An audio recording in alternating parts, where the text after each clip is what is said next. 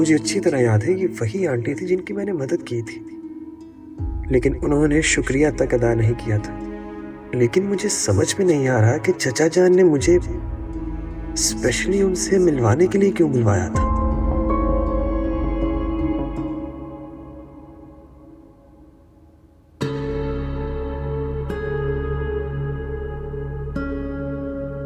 अरे अरबाज बेटा, क्या हो गया है?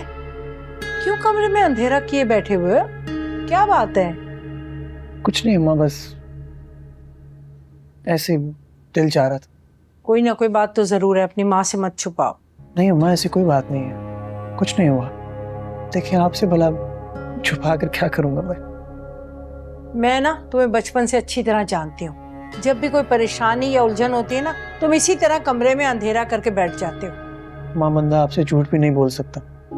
पता नहीं अल्लाह ने क्या ये खसूसियत दे दी है माओ को, जितना मर्जी छुपाना चाहो नहीं छुपा सकते। हाँ बेटा, माओ के दिल ऐसे ही होते हैं, क्या करें, सब माएँ ऐसी होती हैं। अच्छा, मुझे बातों में नहीं उलझाओ, ये बताओ कि क्या बात है? तुम तो अपने चचा से मिलने के लिए गए थे ना, क्या हुआ? जी अम्मा, गया था चचा जान से मिलने, लेकिन वो लेकिन क्या? अजीब सी बात है अम्मा, वो 2 खवातीन से मिलवाने के लिए बुलाया था उन्होंने। खवातीन से मिलवाने के लिए? क्यों? पता नहीं अम्मा, मुझे खुद समझ नहीं आ रही। वो आंटियाँ एक अजीब तरीके से मुझे देख रही थी, जैसे आंखों ही आंखों में तोलने की कोशिश कर रही हैं। कौन थी वो औरतें? और बिलाल ने तुम्हें उनसे मिलवाने के लिए क्यों बुलवाया? मुझे तो कोई बहुत बड़ी गड़बड़ लग रही है। मेरा दिल बैठा जा रहा है। ये बिलाल ना कुछ भी कर सकता है। अरे अम्मा, आप परेशान मत हो। वो उन आंटी का बेटा मेरा ख्याल उस कंपनी में जॉब करता है जहाँ मुझे जॉब मिली है, इसीलिए चचा जान ने बुलाया होगा। दिमाग खराब हो गया तुम्हारा अरबाज, ऐसा कुछ नहीं है। अरे अगर उसके बेटे से मिलवाना था तो फिर उसकी माँ से क्यों मिलवाया?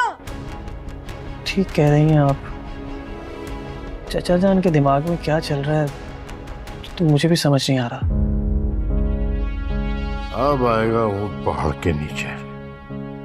अब मैं बताऊंगा तुम्हें शाहीन बेगम के नहले पे दहला क्या होता है।